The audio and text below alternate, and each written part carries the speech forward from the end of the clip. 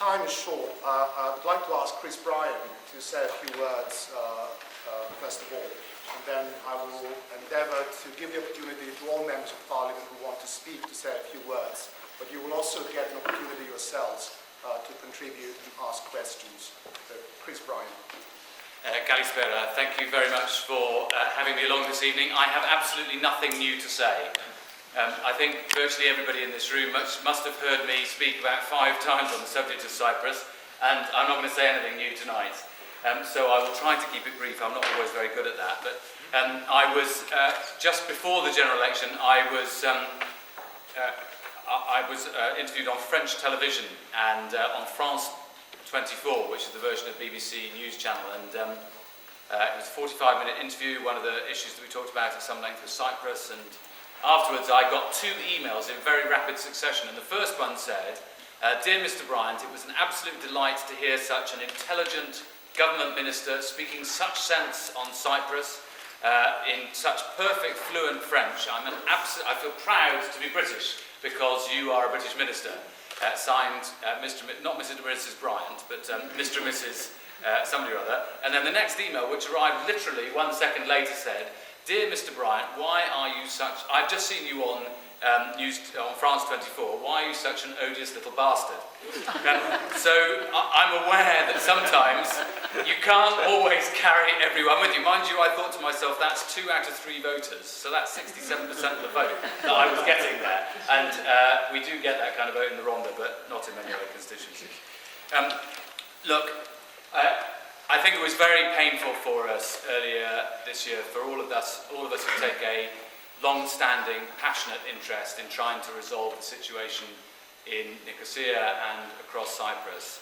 That we had 2 leaders that, whatever you may think of the individual leaders or whether there was enough progress or not, made substantial progress in the discussions that they had between one another. And now all of that work has got, or a lot of that work has got to start all over again. And I know that there are a lot of people who feel very downhearted about it. And at the same time, we've had decisions pulling in 2 different directions on legal cases to do with housing and property issues, which are in danger of ensuring that over the next couple of years there are literally hundreds, if not thousands, of such cases going through the courts if people don't feel that there's going to be a proper resolution of the situation, a political resolution of the situation. And what it feels like terribly to me is that when I was a young child, my father was very keen that I would win the 100 yards dash. It was called the 100 yards dash in those days, not the 100 metres. And for weeks, I was 7, and for weeks and weeks and weeks, he would make me run and run and run in training. I'd run up to the wall and back, up to the wall and back, up to the wall and back, up to the wall and back. And it came to the race day, and I was clearly the fastest in the school. And I belted off. And I ran. I was far away ahead of everybody. I got to the tape and turned back, because that's what we'd done in all the training, and didn't cross the tape.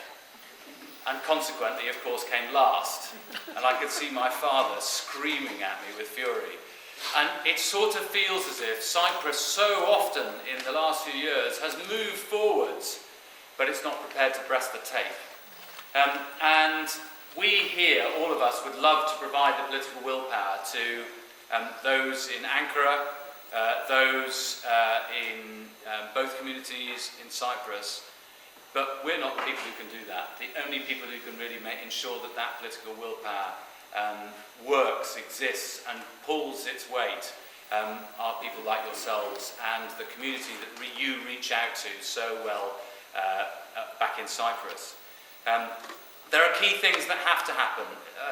Peter is absolutely right, and incidentally I pay tribute to the work that Peter has done as your president. I think he's been a magnificent president. He does a very good job, and I hope he'll remain in that post for some time. But I think he's absolutely right in saying that a 2-state solution is no solution. That is just to reward bad behaviour and to set in stone the present situation that we have. It must be iniquitous and an enormous tragedy and frankly a political scandal for Europe that we have a divided capital city. We do need to see that come to an end. We need to see free trade and traffic, completely free trade and traffic between both sides. We need to be able to see everybody enjoy the prosperity that membership of the European Union should be able to bring.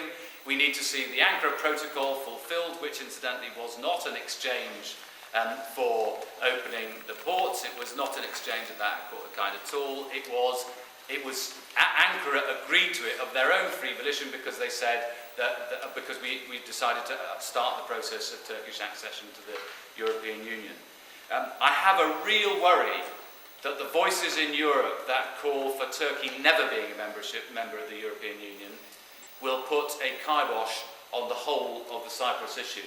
Because if Turkey starts to feel that Europe has no longer any interest in its membership of the European Union, there is a real danger that the fiercer, more nationalistic voices in Turkey will turn to talking to Iran and to the East rather than talking to the European Union. So I truly wish you well.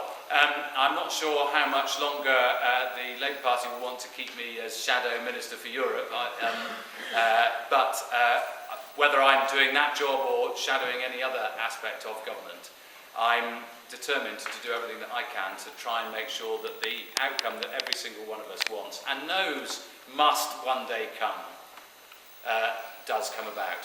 So I wish you well. Thank you.